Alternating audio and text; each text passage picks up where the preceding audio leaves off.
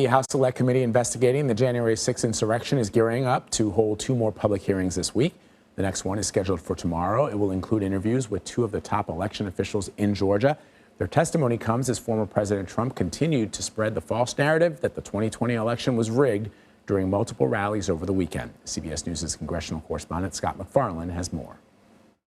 Hearings are set for Tuesday and Thursday, but the focus is shifting after showing former President Trump had a pressure campaign against then Vice President Mike Pence. The committee says this week it's going to show how Trump pressed local election officials to overturn the 2020 elections. 4 days before the attack on the Capitol, former President Trump tried to pressure the man who administers elections in Georgia to change the results. I just want to find 11,780 votes. On Tuesday, the recipient of that call, Secretary of State Brad Raffensperger, will be a witness as the committee investigating the Capitol insurrection focuses its 4th public hearing on Trump's interference with local election officials, focusing on Georgia and Arizona. We'll show evidence of the president's involvement in this scheme. We'll also, again, show evidence about what his own lawyers came to think about this scheme. Tomorrow's hearing comes after a weekend in which Trump continued to make baseless claims the election was stolen. We had a bad election. We had a rigged and stolen election. And continued to go after his former vice president. Mike Pence had a chance to be great. Despite last week's testimony that the riotous crowd got within 40 feet of Pence and the committee's claims Trump fueled the violence. He's essentially saying, yeah, I did it and I'll do it again. Over the weekend, we learned a violent threat was directed at a member of the committee itself.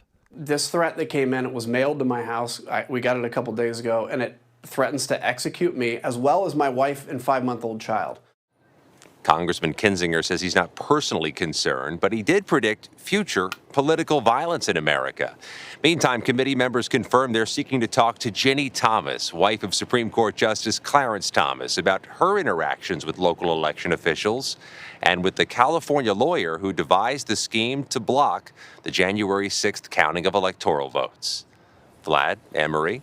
Scott, thank you.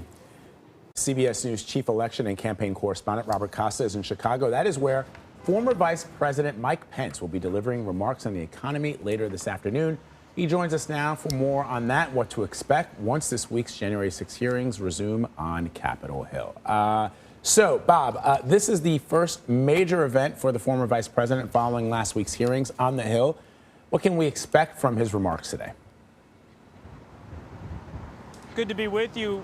Right across the street at the University Club in Chicago, former Vice President Mike Pence will speak later today in what is being billed by his people as a major economic address. What's notable is that Pence has had a few events since last Thursday's blockbuster hearing about his experience in 2020 and 2021, but he has yet to weigh in any extensive way about those hearings and about that testimony.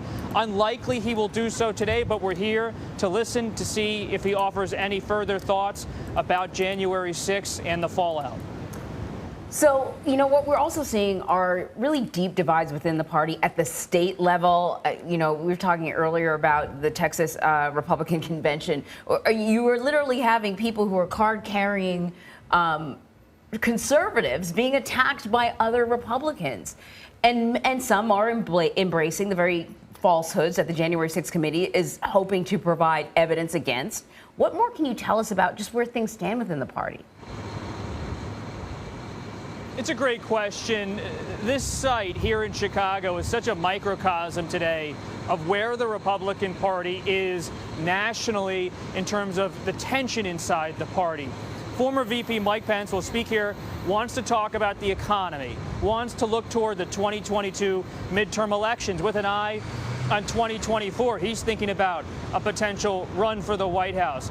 It's a move by traditional type Republicans to get away from January 6th. But as our reporting shows, January 6th, it still lingers like a cloud over the Republican Party, over people like former Vice President Mike Pence. As much as they want to escape the issues surrounding that day and that period in the party and American history, so many Republicans nationally continue to echo former President Trump's false claims about the election. As you said, over the weekend, the Texas GOP passed a resolution a formal party resolution saying that President Biden is illegitimate. This is the kind of thing that is happening across the country. It's not just isolated to Texas, even as others like Pence want to move on from all of that sort of thing. Well, but see, Bob, that's the thing, right? Former President Trump, as you know, publicly once again attacked his former vice president over the weekend. And if there's one thing that we've learned about former President Trump is that he perceives people either as winners or losers. Either you're strong and you're tough, or you're weak and you're sniveling. The reality is that former Vice President Mike Pence, if he is intending on potentially making a run for the presidency and never, ever addressing the attacks that the former president is launching on him on an almost regular basis, never seeks to address what the January 6th committee has shared with the American people about how the president spoke about the vice president when those images of that hangman's noose appeared on our television screens, I don't know how he's ever going to convince Republicans that he's the man to lead them to the future. He's the one who should be the leader of the Republican Party if he's too afraid to take on the former president. It's an important point. After former President Trump this weekend railed against former Vice President Pence, what did you hear from top Republicans across the party? Not much. Silence. Why is that? Based on my conversations with top Republicans, so many people who want to have power, whether it's on Capitol Hill or on the presidential campaign trail, still believe the former president holds immense political capital with rank-and-file Republican voters. In short, they do not want to go to political war against Trump. And because of that dynamic, Trump continues to state his false claims about the election, continues to fight against Pence and other perceived rivals, and the Republican Party moves forward in the image and shape of Trump's policies, his ideologies, and his attitude on so many fronts, because no one's out there countering him in any significant way.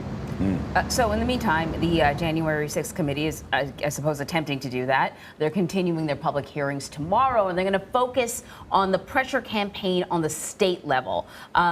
Georgia Secretary of State Brad Raffensperger is going to be testifying in front of the committee. What do we expect to hear from him? This was a pressure campaign not just on the former VP, but on state officials like Brad Raffensperger, the Republican Secretary of State in Georgia. And it's important to remember that it wasn't just Trump and Rudy Giuliani leaning on Raffensperger and other Georgia officials. This was a coordinated effort across multiple states trying to get officials to either hold special sessions to recalibrate the electoral count in some way, or to have electors thrown out and alternate electors sent to Washington. It's almost complicated to follow. It sounds like it's a Rube Goldberg scheme in some ways, in the sense that it's winding and a little bit out there. But this was something that was put into motion by former President Trump and his allies across many states to try to overturn the election and to stop the certification of Joe Biden's election in Congress. All right, Robert, thank you very much.